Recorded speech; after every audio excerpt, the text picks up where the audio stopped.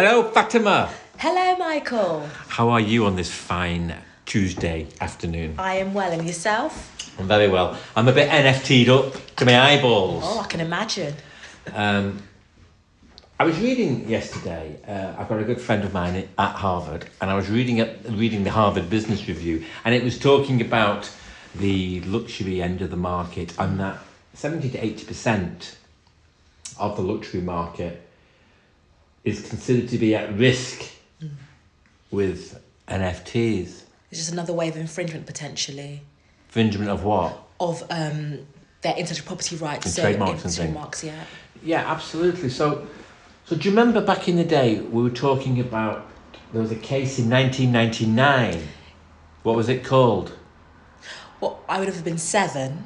7 years old. Yes. I may have been preoccupied with a bit Tom and Jerry. You were late that day. Yeah. I think you got in about 9:20. Well, I was 1999. That was Prince. Yes. And it's a very good Manchester word, 1999. And there was a case, British Telecommunications PLC on 1 in a Million Limited, 1999, 1WLR 903.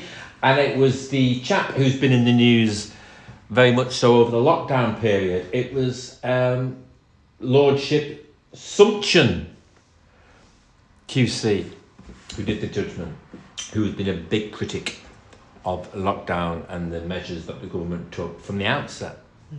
And he decided, rightly, that these people who were trying to blackmail established brand owners into buying the domains. Yes. Incorporating their names, yes. It was a trademark infringement, applying existing laws to existing problems and saying, well, you know, just because Marks and Virgin and Sainsbury's hadn't heard of the domain, yes, didn't know about it or stepped through on the way to buy them, you can't be held to ransom. And so rightly so, irrespective of various individuals who claim that domains aren't connected to the brand, it's complete nonsense, and it was the right decision. yes.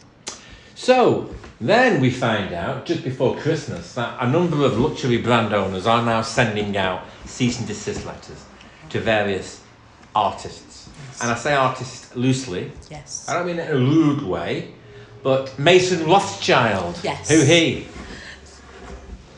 That well-known artist. Yes. Probably best call them entrepreneurs, aspiring entrepreneurs. Well, he was quoted via Yahoo Finance as saying, "There's nothing more iconic than the Hermes Birkin bag." Which is true. And then said Mr. Rothschild went on to appropriate the Meta Birkin's brand, created and marketed and sold a digital asset. Yes. He's put it up on OpenC. Yes. OpenC is the forum Yeah. for NFTs, Yeah. one of the most successful ones. And he's basically gone, ha, ha, ha, come and have a go if you think you're hard enough. And do you know what they did? They did. Yes. And they brought a claim because they've been through OpenC. OpenC, in accordance with the terms and conditions, rightly went, oh, this is not our fight. We're taking it off the platform. Yes, remove their liability. Mr. Rothschild, what does he do? Does he learn his lesson? Does No. he say, oh, I'm not doing that? There's money to be made. He Yeah. went to another platform. Yeah. I think he went to, I'm not just checking who he went to. He went to one that's not as well known. Can't see it here. But he went to another platform, and what do the lawyers do? Another cease and desist letter. Yes. Off they go again. Rarible. It was at Rarible. Rarible's another NFT platform.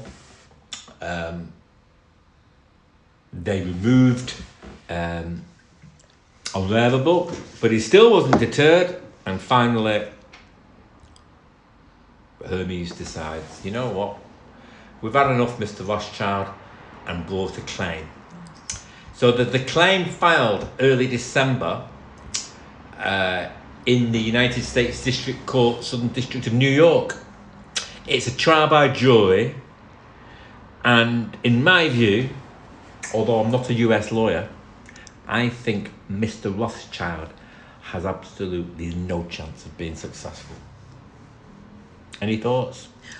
Well, considering that the US tends to be more kind of punitive, when I say that they look to punish. Yes. If you're in the wrong, they will find you in the wrong. Yes. I mean, the chance doesn't seem quite, high for him that he's going to be let off the hook, as it were. Yeah. And if you just think about the Hermes brand, even in popular culture, in music, it's such an item of high luxury that if he didn't have a license or permission, I would say, to use their image, he really shouldn't have, because I can imagine, as we can see, that they have the means and will enforce their intellectual property rights. And if you think it through logically, Yes. if anyone's listening to this disagreeing with what I'm saying, if you think it through, you can't have 2 or 3 different tiers of what intellectual property is. Either you have a recorded trademark which protects you from that asset, or you don't. Yes. And if you do have an asset that's been registered, and you do have a monopoly, and you have created an individual right,